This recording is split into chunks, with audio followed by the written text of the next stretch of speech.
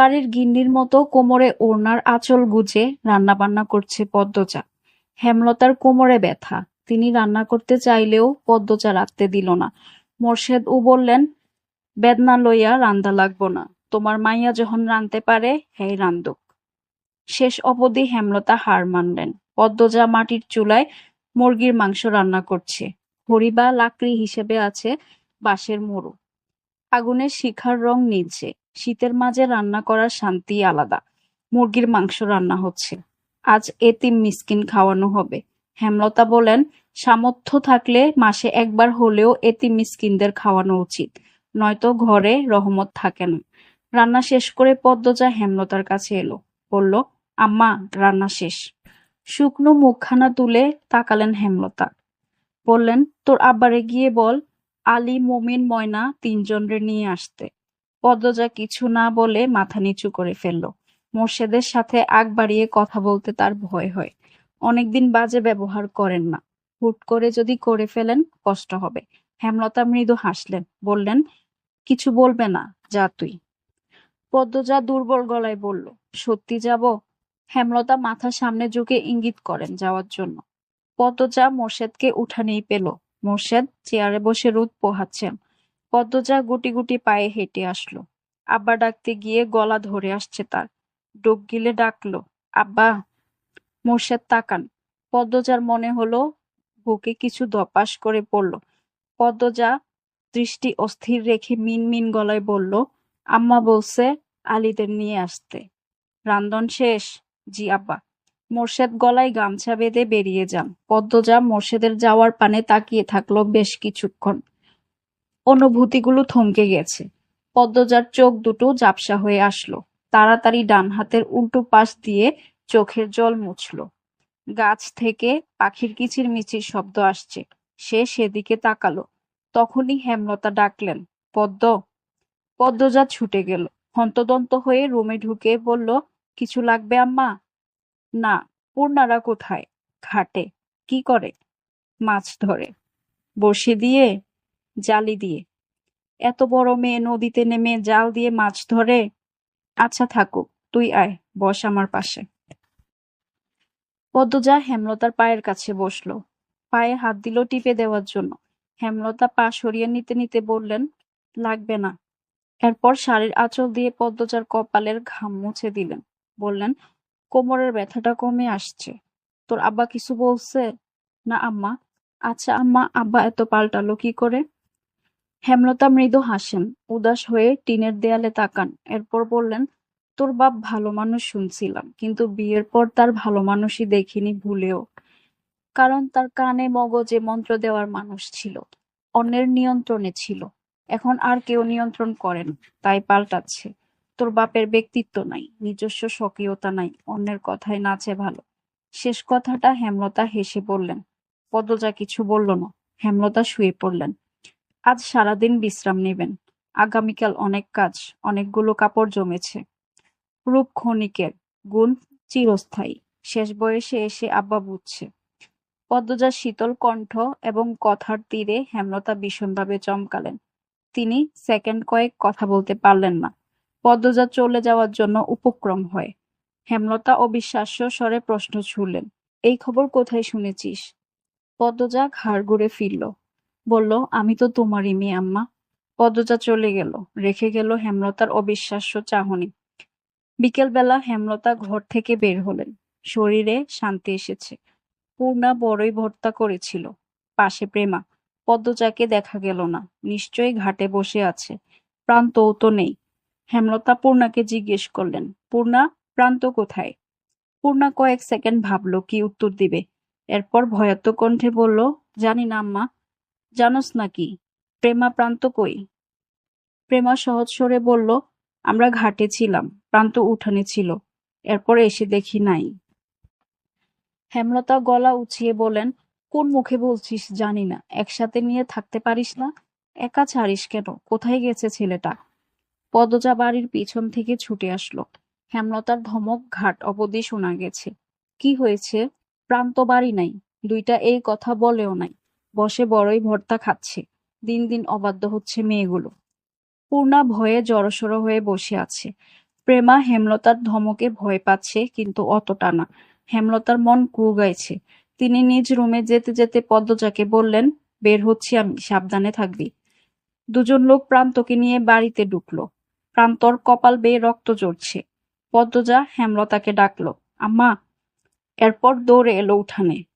প্রান্ত কাঁদছে। হেমলতা ব্যস্ত পায়ে বেরিয়ে আসেন। প্রান্তকে আহত অবস্থায় দেখে ভড়কে যান। বুকটা হাহাকার করে ওঠে। তিনি ছুটে আসেন। প্রান্তকে দুহাতে জড়িয়ে ধরে লোক দুটিকে উদ্বিগ্ন হয়ে জিজ্ঞাসা করেন, কি হয়েছে? একজন লোক বলল, পলাশ মিয়ার ছেঁড়ার লগে মাইর লাগছিল। হেই সেরায় পাথর দিয়া ইডা মারছে আর ফাইটটা গেছে। মোর্শেদ লাহারিগড়ের সামনে গাছ কাটছিলেন। চেঁচামেচি শুনে এগিয়ে আসেন। প্রান্তকে এমত অবস্থায় দেখে লোক দুটিকে তেজ নিয়ে বললেন, কোন কুত্তার বাচ্চায় আমার ছেঁড়ারে মারছে? কোন বান্দির ছেঁড়ার এত বড় সাহস? মোর্শেদ উত্তরের অপেক্ষা করলেন না। প্রান্তকে নিয়ে ছুটে যান বাজারে। হেমলতা রয়ে গেলেন বাড়িতে। বাজারে আজ হাট বসেছে। মোর্শেদ হেমলতাকে নিষেধ করেছেন সাথে যেতে। বাড়িতে থেকে হেমলতা হাঁসফাঁস করতে থাকেন। প্রান্ত একা বড় হয়েছে। কতবার কত রকম আঘাত পেয়েছে, দেখার কেউ ছিল না, তাই মিনমিনিয়ে কেঁদেছে। এমন বাচ্চা ছেলের এত বড় আঘাত পেয়ে চেঁচিয়ে কাঁদার কথা। কষ্ট তো আর কম পায়নি। দাঁতে দাঁত চেপে সহ্য করেছে। হেমলতার ভীষণ কষ্ট হচ্ছে। পদ্মজা ঘরে লুকিয়ে কাঁদছে। পূর্ণা প্রেমা বাড়ির বাইরে বারবার উঁকি দিয়ে দেখছে, মোর্শেদ প্রান্তকে নিয়ে ফিরল নাকি। দেখতে দেখতে চলে এলো মেট্রিক পরীক্ষা। পরীক্ষা কেন্দ্র শহরে। যেতে লাগে 6 ঘন্টা। বাড়ি থেকে পরীক্ষা দেওয়া অসম্ভব। পরীক্ষা কেন্দ্রের পাশেই মোর্শেদের মামার বাড়ি। মামা নেই, মামাতো ভাইয়েরা আছে। কথাবার্তা বলে সেখানেই 1.5 মাসের জন্য হেমলতা আর পদ্মজা উঠল।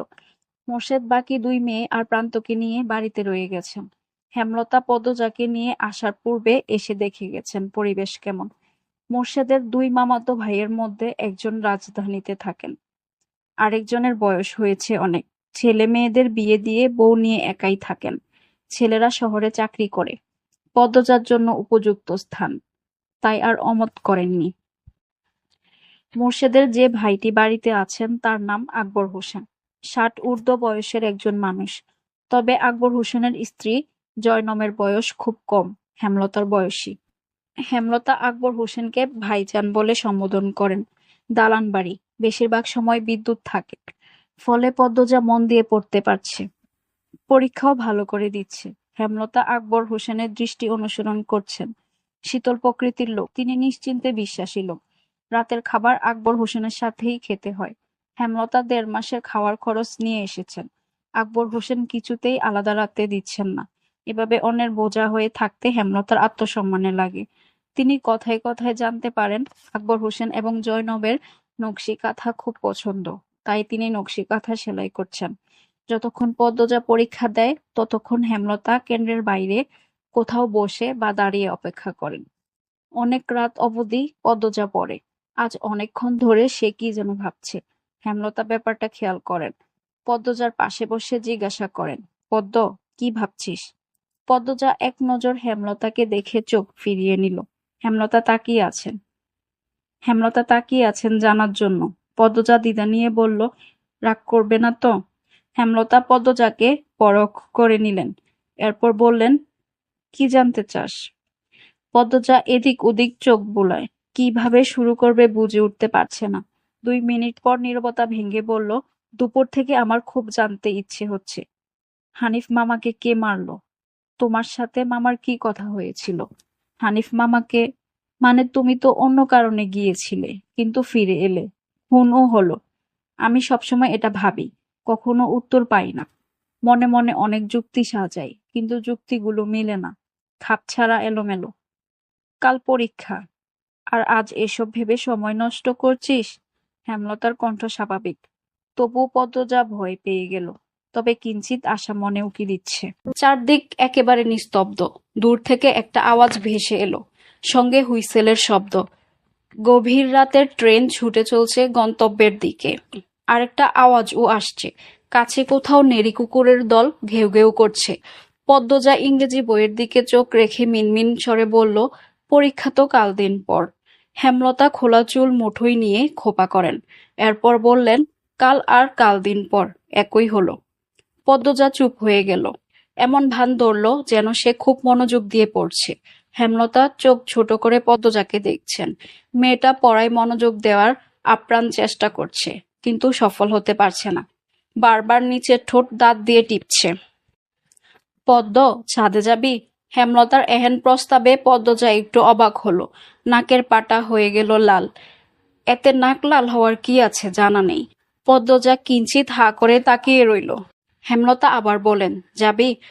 পদ্মজা টেবিল থেকে প্রফুল্ল চিত্তে ছুটে এলো, বলল, যাব। আকবর হোসেনের বাড়িটির নাম সিংহাসন কুঞ্জ। বাড়ির নাম এমনটা হওয়ার কারণ ছাদে না গেলে জানা সম্ভব নয়। মা মেয়ে সিঁড়ি বেয়ে ছাদের দিকে উঠছে। তাদের পায়ের শব্দ মোহময় ছন্দ তুলে হারিয়ে যাচ্ছে অন্ধকারে, অথবা মিলে যাচ্ছে চাঁদের আলোর সাথে একাকার হয়ে।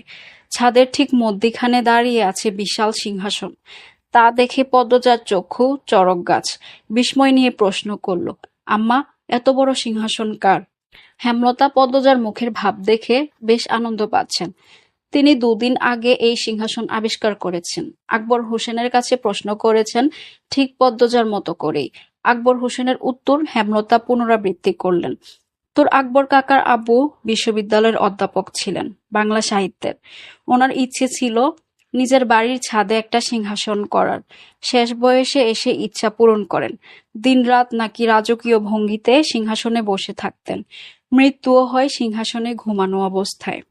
পদ্মজা হা অবস্থায় স্থির হয়ে রইল। সে সিংহাসন খুঁটিয়ে খুঁটিয়ে দেখছে। ময়ূর সিংহাসন। সিংহাসন যেন পেখম মেলে দাঁড়িয়ে আছে। ইট সিমেন্টের তৈরি সিংহাসন। অনেক বড় দেখতে, 5 ফুট দৈর্ঘ্যের বা আরো বেশি হবে। হেমলতা বললেন, মুঘল সম্রাট শাহজাহানের সিংহাসনের মতো সিংহাসনের স্বপ্ন বোধহয় তিনি দেখতেন, অর্থের জন্য পারেননি। হেমলতার কথা পদ্মজা শুনল নাকি বোঝা গেল না। পদ্মজা অনুরোধ করে অন্য কথা বলল, আম্মা, সিংহাসনে বসো তুমি। এক কথায় হেমলতা সিংহাসনে বসেন। এরপর পদ্মজাকে ডাকেন পাশে এসে বসতে। পদ্মজা আসলো না, দূর থেকে বলল, মাঝে বসো আম্মা। কি শুরু করেছিস? বসো না। হেমলতা কপাল কুঁচকে সিংহাসনের মাঝে বসেন। পদ্মজার ঠোঁটে হাসি ফুটে আবার হারিয়ে গেল। বলল, আর একটু বাকি। কি বাকি? বাম পায়ের উপর ডান পা তুলে রানীদের মতো বসো। হেমলতা বিরক্তি নিয়ে উঠে পড়েন। পদ্মজাকে বলেন, পাগলের প্রলাপ শুরু করেছিস। পদ্মজা নাছোড়বান্দা হয়ে দৃঢ়ভাবে বলল, আম্মা, বসো না, নইলে আমি কাঁদব। পদ্মজার এমন কথায় হেমলতা হাসবেন না রাখবেন ঠাওর করতে পারলেন না। রাতের সৌন্দর্য, রাতের মায়াবী রূপ প্রতিটি মানুষের ভেতরে আহ্লাদ, ইচ্ছে, কষ্ট ঠেলে ঠুলে বের করে আনার ক্ষমতা বোধহয় নিজে আল্লাহ সাক্ষাৎ করে দিয়েছেন। তাই হেমলতা তার নিজের শক্ত খোলসে ফিরতে পারলেন না। পদ্মজার পাগলামোর সুরে সুর মিলিয়ে তিনি সিংহাসনে রাজকীয় ভঙ্গিতে বসেন। পদ্মজার কেমন কেমন অনুভূতি হয়, বুকের ভেতর জিরি জিরি কাঁপন। এই তো তার কল্পনার রাজ্যের রাজরানী হেমলতা এবং তার কন্যা সে পদ্মজা। চোখের মণি কোঠায় ভেসে উঠল একটি অসাধারণ দৃশ্য। হেমলতার সর্বাঙ্গে হীরামণি মুক্তার অলঙ্কার। অসম্ভব সুন্দর শ্যামবর্ণের এই সাহসী নারীকে দেখতে কত শত দেশ থেকে মানুষ ভিড় জমিয়েছে। আর সে হেমলতার পাশে বসে আছে। চারদিকে ডাকডোল পিটানো হচ্ছে। হাতিশাল থেকে হাতির হুঙ্কার আসছে। তারাও যেন খুশি এমন রানী পেয়ে। তোর পাগলামি শেষ হয়েছে? পদ্মজা জবাব দিল না। হেমলতার পাশে এসে বসল। কোলে মাথা রেখে গুটিসুটি মেরে শুয়ে পড়ল। এরপর আক্ষেপের স্বরে বলল, আম্মা, তুমি রানী আর আমি রাজকন্যা কেন হলাম না? সবাই আমাদের ভালোবাসতো, সম্মান করত, মুগ্ধ হয়ে দেখত। হেমলতার বুক ছিঁড়ে দীর্ঘশ্বাস বেরিয়ে আসলো। সমাজ কেন তার প্রতিকূলে থাকলো? কেন পদ্মজা ছোট থেকে সমাজের কারোর মেয়ের সাথে মেশার অধিকার পেল না? তিনি বললেন, জন্ম যেভাবেই হোক, জীবনে সফলতা না এনে মৃত্যুতে ঢলে পড়া ব্যক্তির ব্যর্থতা। তুই এমন জায়গায় যাওয়ার চেষ্টা কর যাতে মানুষ সম্মান করে, সম্মান করতে বাধ্য হয়।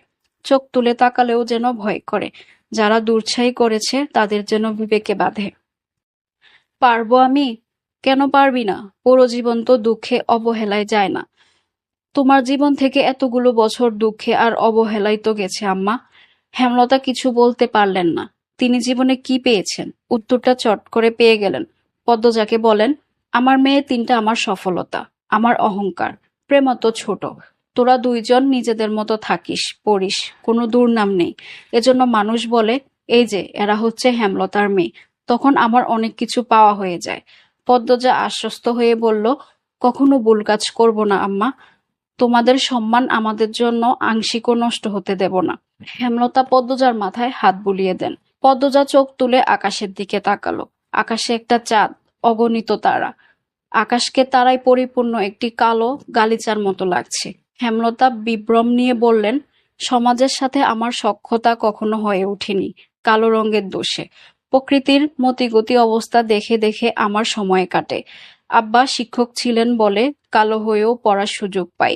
অবশ্য আব্বার সামর্থ্যও ছিল, আমাদের সব ভাই বোনকে পড়িয়েছেন। আম্মা আমাকে পড়ানোর বেশি আগ্রহ দেখিয়েছেন। রং কালো, কেউ বিয়ে করবে না, একটু পড়ালেখা থাকলে হয়তো করবে সেই আশায়। যখন আমি তোর বয়সে ছিলাম বড় আপার মেয়ে হয়। মেয়েটার গায়ের রং কালো, শ্বশুরবাড়িতে তুলকালাম কাণ্ড, বংশের সবাই ফর্সা, বাচ্চা কেন কালো হলো? আপাকে বের করে দিল, আপা বাপের বাড়ি ফিরল। সমাজের কত কটূক্তি কথা হজম করেছে আপা। তখন আমি নামাজের দোয়ায় আকুতি করে চাইতাম একটা সুন্দর মেয়ের। আমার বিয়ে হলে মেয়েটা যেন পরীর মতো সুন্দর হয়, আমার মতো অবহেলার পাত্রী যেন না হয়, বড় আপার মতো কালো মেয়ে নিয়ে শ্বশুর বাড়ি থেকে বিতাড়িত হতে যেন না হয়।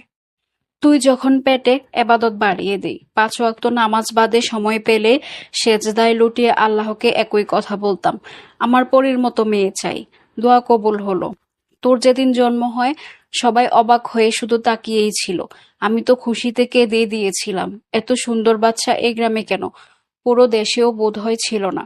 চোখের পাপড়ি যেন ব্রুতে এসে ঠেকছিল। ঠোঁট এত লাল ছিল যেন ঠোঁট বেয়ে রক্ত ঝরছে। সদ্য জন্মানো শিশুর মাথা ভর্তি ঘন কালো রেশমি চুল। অলন্দপুরের সবার কাছে ছড়িয়ে পড়ে এই কথা। দল বেঁধে দেখতে আসে। 1 সপ্তাহ বেশ তোড়জোড় চলে। কি খুশি ছিলাম আমি, সারাক্ষণ তোকে চুমুতাম। রাতেও ঘুমাতে ইচ্ছে করতো না, মনে হতো এই বুঝি আমার পরীর মতো মেয়ে চুরি হয়ে গেল। তোর আব্বা সারাক্ষণ খুশিতে বাকবাকম করত। বাইরে থেকে এসে গোসল ছাড়া কোলে নিত না। যখন কোলে নিত বারবার আমাকে বলতো, ও লতা, ছেড়িডা মানুষ না শিমুল তোলা। হেমলতা থামেন, চোখ তার চলো চলো। পদ্মজা বলল, তারপর? কেউ বা কারা ছড়িয়ে দিল তুই তোর বাপের মেয়ে না, যুক্তি দাঁড় করালো। বাপ মা কালো, মেয়ে এত সুন্দর কেন হবে? গ্রামের প্রায় সব মানুষ অশিক্ষিত, তাই বিবেচনা ছাড়াই বিশ্বাস করে নিল। হেমলতা চুপ হয়ে যান। পদ্মজা টের পেল হেমলতা কিছু একটা লুকিয়েছেন। শুধু গ্রামের মানুষ বললেই এত বড় দাগ লেগে যায় না কপালে, অন্য কোনো কারণ আছে, যা যুক্তি হিসেবে শক্ত ছিল। হেমলতা দম নিয়ে বললেন, একা হয়ে যাই, তোর বাপ সরে গেল, সমাজ সরে গেল, আতুর ঘরে একা সময় কাটাতে থাকি। তোকে দেখলেই মনে হতো আল্লাহ নিজের কোনো মূল্যবান সম্পদ আমাকে দেখে রাখতে দিয়েছেন। আমি অন্য আমি হয়ে যাই, খোলসটা পাল্টে যেতে থাকে। রাত জেগে স্বপ্ন সাজাই, তোর সাথে ফুল কুড়ানোর স্বপ্ন দেখি, ফুল গাছ লাগাই। যখন তোর 4 বছর হয় বাড়ি ভরে যায় ফুল গাছে। নিশুতি রাতে পাকা ছাদে জ্যোৎস্না পোহাতে স্বপ্ন ছিল, আজ পূরণ হলো। আর 2টা ইচ্ছে বাকি, সাগর জলে মা মেয়ে পা ডুবিয়ে পুরো একটা বিকেল কাটাবো, আর শেষ বয়সে নাতি নাতনিদের নিয়ে তাদের মায়ের জীবনী বলবো। পদ্মজা দুহাতে শক্ত করে জড়িয়ে ধরে হেমলতার কোমর। তিনি টের পান পদ্মজা ফোপাচ্ছে। উদ্বিগ্ন হয়ে বললেন, পদ্ম, কাঁদছিস কেন? পদ্মজা বাচ্চাদের মতো কাঁদতে থাকলো। কাঁদতে কাঁদতে বলল, আমাকে কখনো একা থাকতে দিও না আম্মা, আমি তোমাকে ছাড়া থাকতে পারবো না। তোমার মতো কেউ হয় না, এজন্য কাঁদতে হয়। আমি সবসময় তোর সাথে আছি। কান্না থামা। কি মেয়ে হয়েছে দেখো, কেমন করে কাঁদছে। পদ্ম, চুপ, আর না, মারবো এবার পদ্ম। পদ্মজা থামে, কিন্তু ছটফটানি হচ্ছে ভেতরে। কেন এমন হচ্ছে জানে না, কিন্তু হচ্ছে। কান্না পাচ্ছে।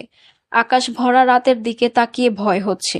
একটু আগেই সুন্দর লাগছিল এই আকাশ, আচমকা ভয়ঙ্কর মনে হচ্ছে। মায়ের কোল ছাড়তে ইচ্ছে হচ্ছে না। মনে হচ্ছে চারিদিকে অশরীরীদের ভিড়, তাদের কোলাহলে মস্তিষ্ক ফেটে যাচ্ছে। পদ্মজা মায়ের কোলে মুখ লুকালো। পদ্ম, ঘুমিয়ে পড়েছিস? না আম্মা, সেদিন মাঝ রাত্রিরে ছুরি নিয়ে বের হয়েছিলাম। হানিফের ঘরটা আব্বা আমার ঘর থেকে দূরে হওয়াতে সুবিধা ছিল। হানিফের ঘরের পাশে গিয়ে দেখি মদনও ঘরে। দুজনকে সামলানো সম্ভব নয় আমার পক্ষে, তাই অপেক্ষা করতে থাকি মদন কখন যাবে। এরপর আরেকজন লোক আসে, একটু দূরে সরে যায়, গোয়াল ঘরের পিছনে।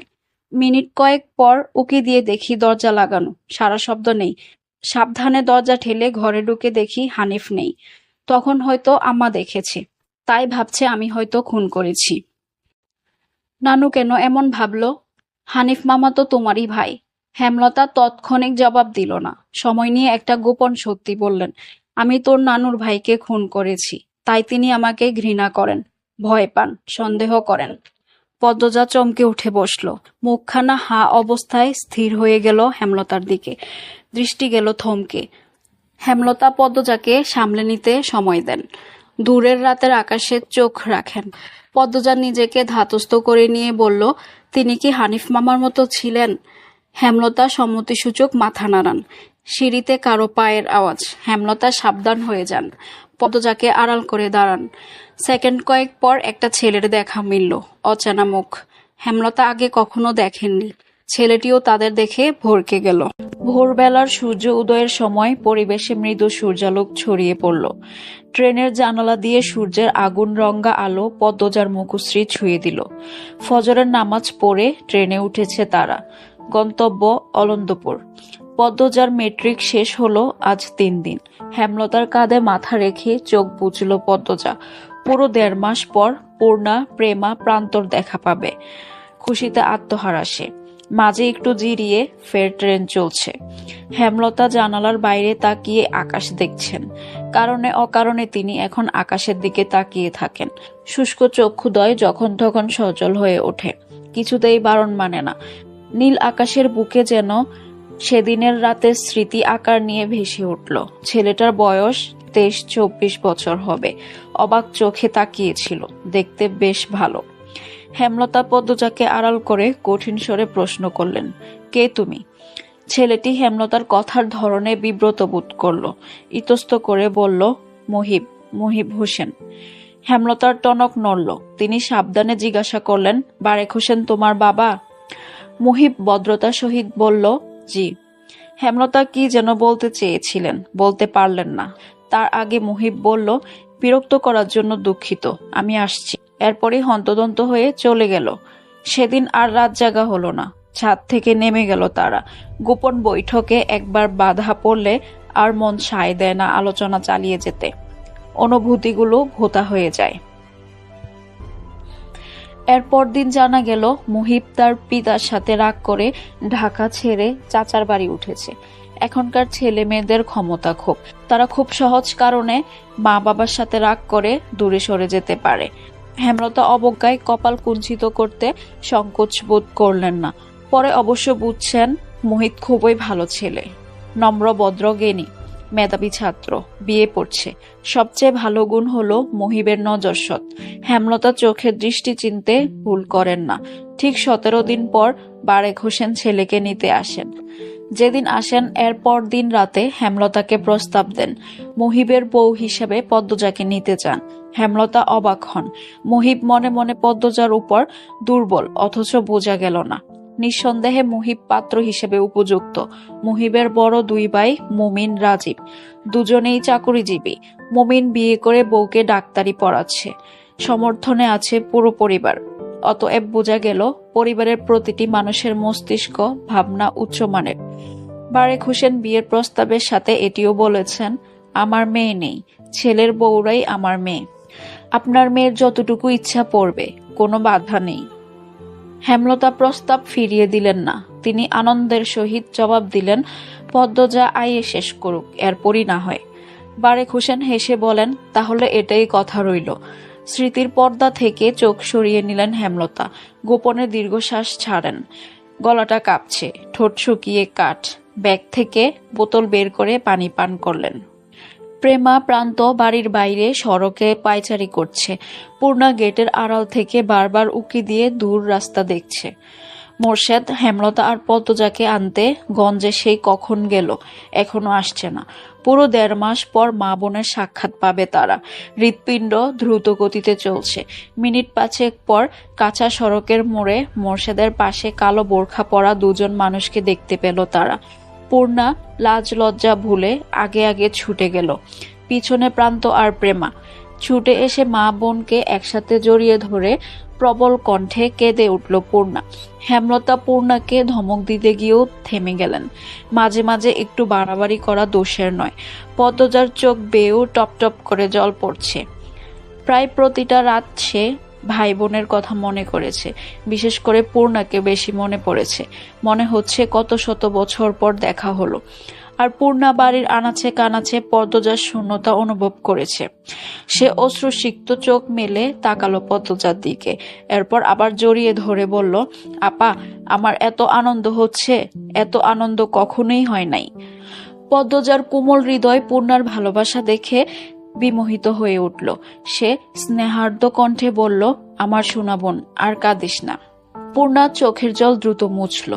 প্রফুল্ল চিত্তে বলল, আপা, আমি তোমার পছন্দের চিংড়ি মাছ দিয়ে লতা রেঁধেছি। পদ্মজা অবাক চোখে তাকালো। হেমলতা প্রশান্তিদায়ক সুখ অনুভব করলেন এক বোনের প্রতি আরেক বোনের নিঃস্বার্থ ভালোবাসা দেখে। পদ্মজা বাকহারা হয়ে পূর্ণার দুই গালে চুমু দিল। মোর্শেদ দৃশ্যটি মুগ্ধ হয়ে দেখেন। এরপর তারা দেন, দেহ মায়াডির কারবার, মানুষ আইতাছে, আর হেরা রাস্তায় কান্দাকাটি লাগাইছে, হাট সবাই হাট। খাওয়া দাওয়া শেষ করে চার ভাই বোন ঘাটে গিয়ে বসলো। ১.৫ মাসে কি কি হলো না হলো সব পূর্ণা বলছে। প্রেমা পূর্ণার নামে বিচার দিল, প্রান্ত প্রেমার নামে বিচার দিল। প্রান্ত কেন বিচার দিল তা নিয়ে প্রেমা বাকবিতণ্ডা লাগিয়ে দিল। সে কি কাণ্ড! দুজন তুমুল ঝগড়া লেগে গেল। এরপর দুজনই বিচার নিয়ে গেল হেমলতার কাছে। তখন পদ্মজা শুষ্ক কণ্ঠে পূর্ণাকে বলল, জানিস পূর্ণা, আম্মা আমার বিয়ে ঠিক করেছে। পূর্ণা ভীষণ চমকালো। চমকিত কণ্ঠে জিজ্ঞাসা করলো, কবে, কার সাথে? যে বাড়িতে ছিলাম ওই বাড়ির ছেলের সাথে বিয়ে পড়ছে।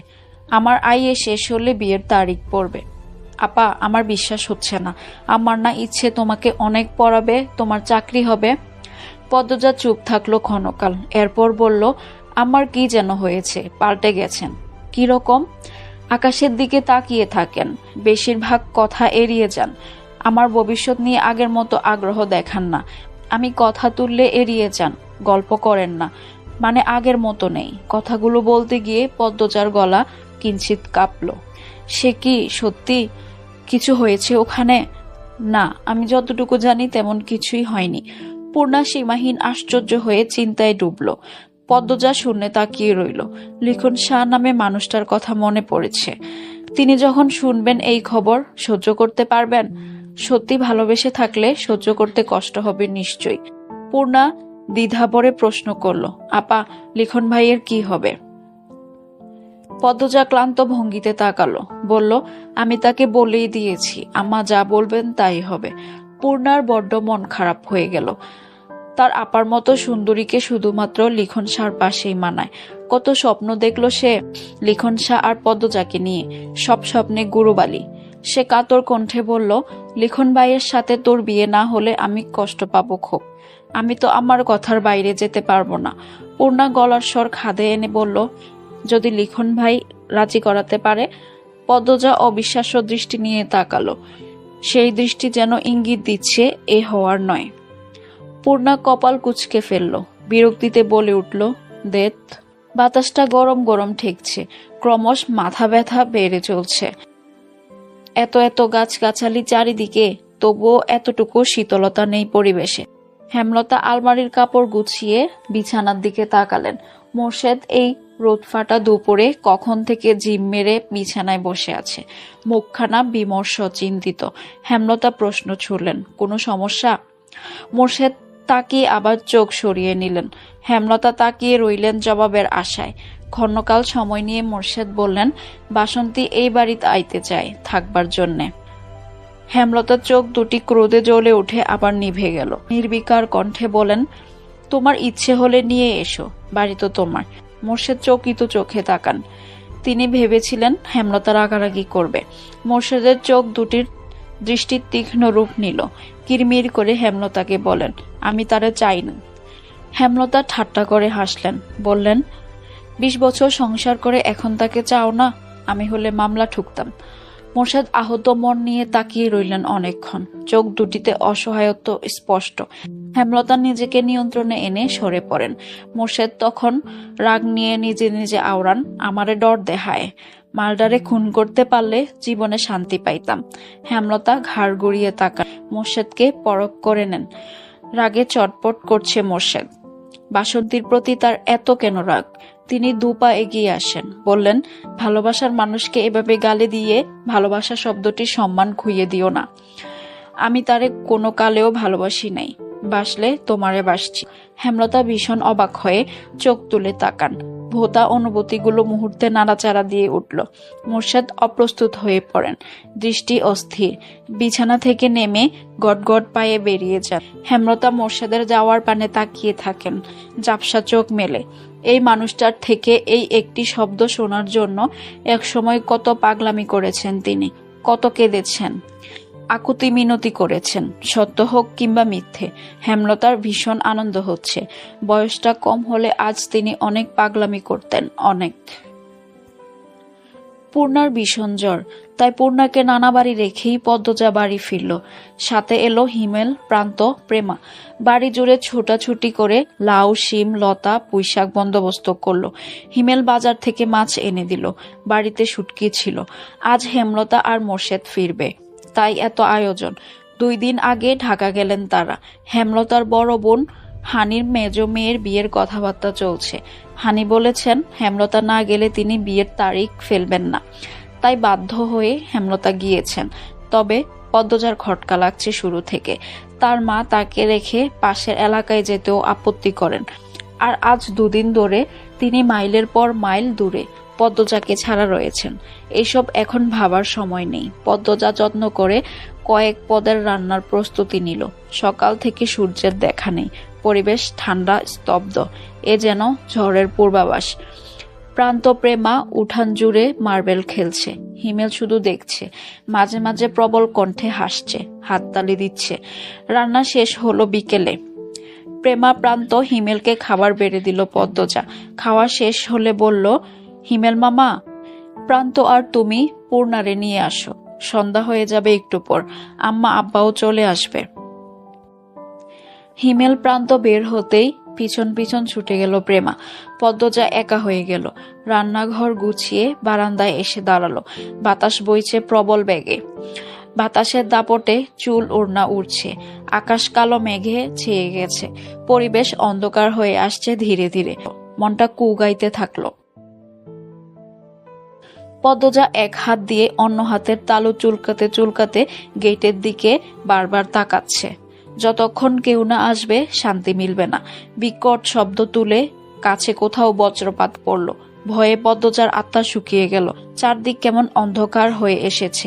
ঘুমটা টেনে বাড়ি থেকে বের হওয়ার সিদ্ধান্ত নিতেই আকাশ ভেঙে বৃষ্টি নামলো। বিকট বজ্রপাত, দমকা হাওয়া, বড় বড় ফোঁটার বৃষ্টি, সব মিলিয়ে প্রলয়ঙ্কারী ঝড় বইছে যেন। লাহারিগড়ের মাথার উপরে থাকা তাল গাছ অবাধ্য বাতাসের তেজে একবার ডানে আরেকবার বামে ঝুঁকে পড়ছে। পদ্মজার গায়ের পশম দাঁড়িয়ে গেল ভয়ে। ছুটে গেল নিজের রুমে। বিছানার উপর কাচুমাচু হয়ে বসল। টিনের চালে দুমদাম শব্দ হচ্ছে। বৃষ্টির বেগ বেড়ে চলছে। এত সব শব্দ ভেদ করে আরেকটি শব্দ কানে এলো। সদর ঘরে কিছু একটা পড়েছে। পদ্মজা ভয় পেয়ে গেল। তারপরই খুশিতে আওড়ালো, আম্মা আসছে। বিছানা থেকে নেমে হন্তদন্ত হয়ে সদরঘরে আসলো। সদরঘর অন্ধকারে তলিয়ে আছে। জানালা দিয়ে আসা ঈষৎ আলোয় পদ্মজা টের পেল একজন পুরুষের অবয়ব। সাথে সাথে সর্বাঙ্গ অসাড় হয়ে পড়ল। পা দুটি স্তব্ধ হয়ে গেল। পদ্মজা কাপা কণ্ঠে বলল, কে আপনি? খালি বাড়িতে কেন ঢুকেছেন? কোনো জবাব আসলো না। পদ্মজা অনুরোধ করে ভেজা কণ্ঠে বলল, বলুন না, কে আপনি? একটি ম্যাচের কাঠি জ্বলে উঠল। সে আলোয় দুটি গভীর কালো চোখ বিভ্রম নিয়ে তাকিয়ে আছে পদ্মজার দিকে। শীতল স্পষ্ট কণ্ঠে চোখের মালিক বলল, আমির হাওলাদার। পদ্মজা পুরুষালী কণ্ঠটি শুনে আরো ভরকে গেল। রগে রগে বরফের ন্যায় ঠান্ডা সূক্ষ্ম কিছু একটা দৌড়ে গেল। এক হাত দরজায় রেখে পদ্মজা আকুতি করে বলল, আপনি চলে যান, কেন এসেছেন? উত্তরের আশায় না থেকে পদ্মজা দৌড়ে নিজের রুমে চলে গেল। রুমে ঢুকেই দরজা লাগিয়ে দিল। মস্তিষ্ক শূন্য হয়ে পড়েছে, কাজ করছে না। লোকটা যদি সম্মানে আঘাত করে বা গ্রামের মানুষ যদি দেখে ফেলে খালি বাড়িতে অচেনা পুরুষের সাথে, কেলেঙ্কারি হয়ে যাবে। সে আর ভাবতে পারছে না। দরজায় করাঘাত শুনে পদ্মজা রুমের সব আসবাবপত্র ঠেলে ঠুলে দরজার কাছে নিয়ে আসলো। এরপর মাটিতে বসে হাউমাউ করে কাঁদতে লাগলো। দুহাত মাথায় রেখে আর্তনাদ করে ডাকলো, আম্মা কই তুমি? আমি খুব একা আম্মা, আম্মা। টিনের চালে ঝুমঝুম শব্দ। বৃষ্টির এই ছন্দ অন্য বেলা বেশ লাগলেও এই মুহূর্তে ভয়ঙ্কর লাগছে পদ্মজার। এক একটা বজ্রপাত আরো বেশি ভয়ানক করে তুলছে পরিবেশ। সে কাচুমাচু হয়ে ফোপাচ্ছে। বৃষ্টির শব্দ একটু কমলে কিছু কথা ভেসে আসে বাতাসে। আপনি ভয় পাচ্ছেন কেন? আমাকে ভয় পাবেন না। বিপদে পড়ে এই বাড়িতে উঠেছি, বিশ্বাস করুন। পদ্মজা কান্না থামালো, কান খাড়া করে শোনার চেষ্টা করলো। দরজার উপাস থেকে আমির নামের মানুষটা বলছে, দরজা খুলুন, বিশ্বাস করুন আমাকে, আমি আপনার সাথে কোনো সুযোগ নিতে আসিনি, ভয় পাবেন না। পদ্মজা একটু নড়ে চড়ে বসলো। আমির আবার বলল, শুনছেন?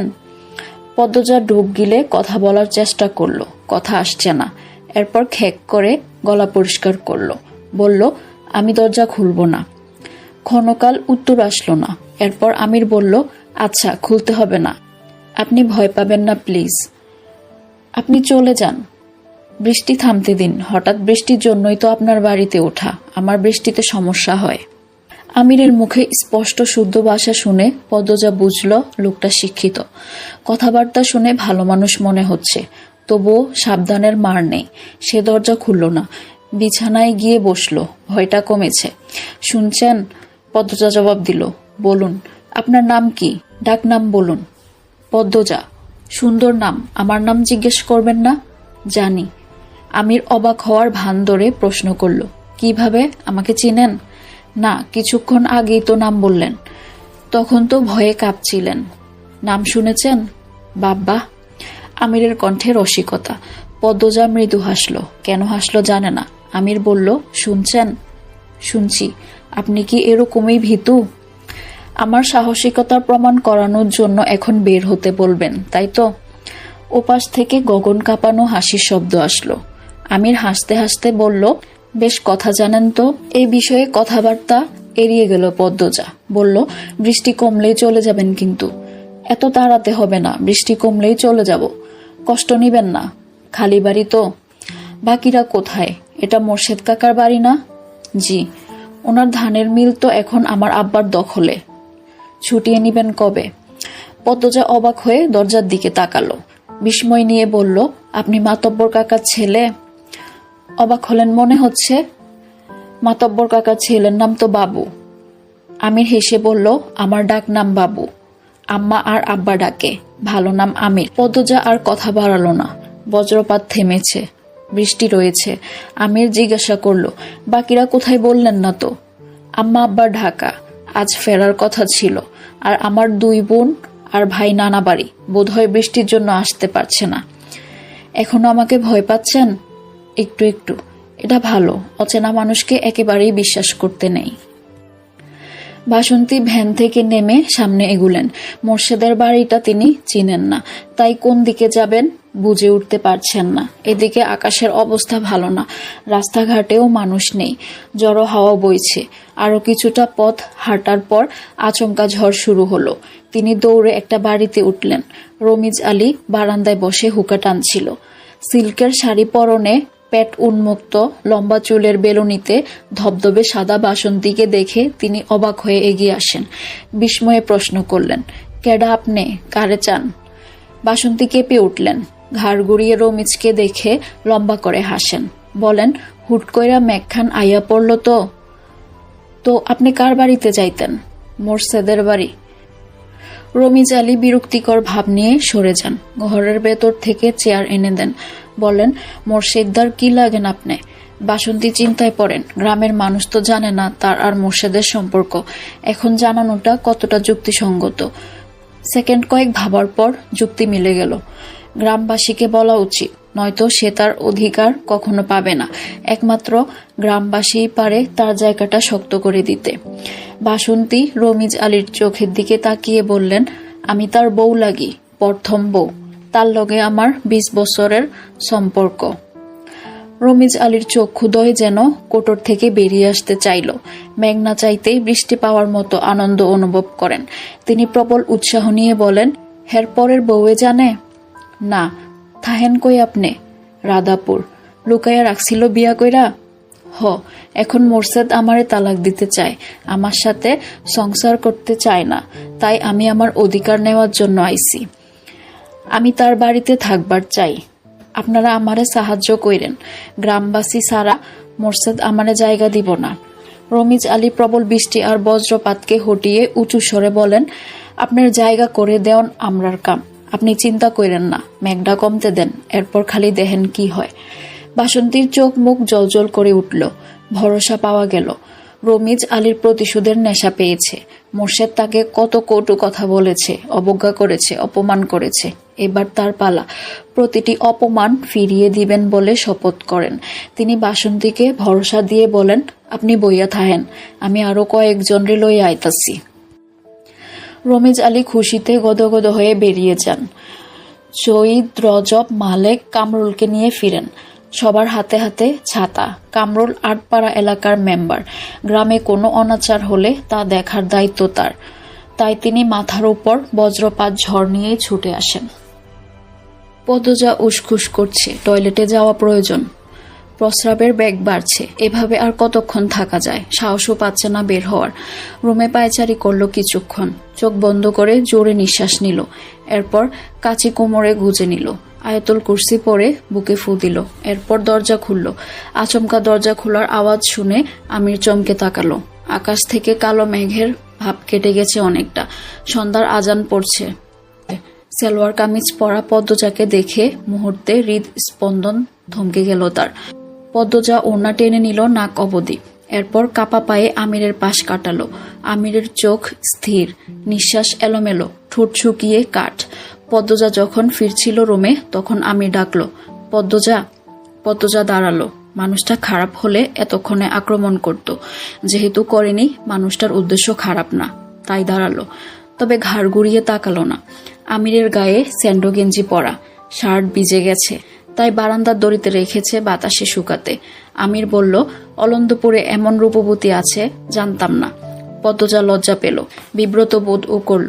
বৃষ্টি প্রায় কমে এসেছে। পদ্মজা বলল, আপনি এবার আসুন, কেউ দেখলে খারাপ ভাববে। যেতে তো ইচ্ছে করছে না। লোকটা বলে কি, এতক্ষণ বলল বৃষ্টি কমলেই চলে যাবে, এখন বলছে যাবে না। পদ্মজা ঘুরে তাকালো, চোখের দৃষ্টিতে আকুতি নিয়ে বলল, চলে যান। যেতে তো ইচ্ছে করছে না। আমির কিঞ্চিত হা করে তাকিয়ে রইল। না চাইতেও পদ্মজা আমিরকে খেয়াল করল। শ্যামবর্ণের একজন পুরুষ, থুতনির মাঝে কাটা দাগ। সাথে সাথে চোখ সরিয়ে নিল পদ্মজা, কাদো কাদো হয়ে বলল, বৃষ্টি কমে গেছে, আম্মা আব্বা চলে আসবে, চলে যান। আমিরের নিস্তব্ধতা পদ্মজাকে বিরক্ত করে তুলল। এত ঘাটতেরা দুই কথার মানুষ কিভাবে হয়? উঠানে পায়ের শব্দ, কয়েক জোড়া পায়ের শব্দ। বারান্দা থেকে তাকালো আমির এবং পদ্মজা। গ্রামের এতজনকে দেখে পদ্মজার নিঃশ্বাস বন্ধ হয়ে আসে। দৌড়ে রুমে ঢুকে পড়ল। রমিজ আলী চেঁচিয়ে ডাকেন, কইরে মসজিদদা, আকাম কইরা এখন লুকায়ে আসোস কেন? বাইর হ, তোর আকাম ধইরা লইয়া আইছি। আমির বারান্দা পেরিয়ে বেরিয়ে আসে, গম্ভীর মুখে বলল, ওনারা বাড়িতে নেই। উৎসুক জনতা আমিরকে দেখে অবাক হলো। কামরুল বললেন, আরে আমির, শহর থেকে আইলা কবে? এই তো 4 দিন হলো। আছেন কেমন? এই তো আছি। তা এখানে কি করো? আমির উত্তর দেওয়ার আগে রমিজ আলী প্রশ্ন করলেন, বাড়িতে কি কেউ নাই? আমির বেশ সহজ সরল গলায় বলল, আছে, পদ্মজা আছে। উপস্থিত 5-6 জন তীক্ষ্ণ চোখে তাকালো। সবার দৃষ্টি দেখে আমির বুঝল সে কত বড় ভুল করে ফেলল। তাহলে পদ্মজা এটারই ভয় পাচ্ছিল। আমির দড়ি থেকে শার্ট নিয়ে দ্রুত পড়ল। আপনারা যা ভাবছেন তা নয়, বাড়ি ফিরছিলাম, বৃষ্টি নামে, তাই এই বাড়িতে উঠে পড়ি। বাড়িতে কেউ নাই জানলে। আমির কথা শেষ করতে পারল না। রমিজ আলী চেঁচিয়ে আশেপাশে বাড়ির সব মানুষকে ডাকা শুরু করলো। মাতব্বর তাকে কম অপদস্থ করেনি, কোণঠাসা করেছে। মোর্শেদ পথে ঘাটে কটু কথা শুনিয়েছে। আজ সেই যন্ত্রণা কমানোর দিন। আমির ভরকে গেল। কামরুল আঙ্গুল শাসিয়ে কঠিন স্বরে বললেন, তোমার কাছে এইটা আশা করি নাই। তোমার আব্বারে ডাকাইতেছি, উনি যা করার করবেন। আমির বিরক্তি নিয়ে বলল, আরে আজব, কি শুরু করছেন আপনারা? সৈয়দ আমিরের বয়সের কাছাকাছি, ব্যক্তিগত ভেজাল আছে তাদের মধ্যে। সৈয়দ হুঙ্কার ছেড়ে বলল, চুপ থাক তুই, তোর বাপে মাতব্বর বইলা তোরে ডরাই আমরা, আকাম করবি আর ছাইরা দিমু। আমিরের চোখ লাল বর্ণ ধারণ করে, রেগে গেলে চোখের রং পাল্টে যায় তার। কালো মুখশ্রীর সাথে লাল চোখ ভয়ঙ্কর লাগে। সৈয়দ ভেতরে ভেতরে ভয় পেল। আমিরের হাতে কম মার খায়নি সে। তবে আজ সুযোগ আছে। পুরো গ্রামবাসী একদলে, সে কিছুতেই ছাড়বে না। ডুব গিলে বলে, চোখ উল্টাইয়া লাভ নাই, কুকামের উসুল না তুলে যাইতাছি না। আমির রাগে শক্ত হাতে সৈয়দের কানের কাছে থাপ্পড় দিল।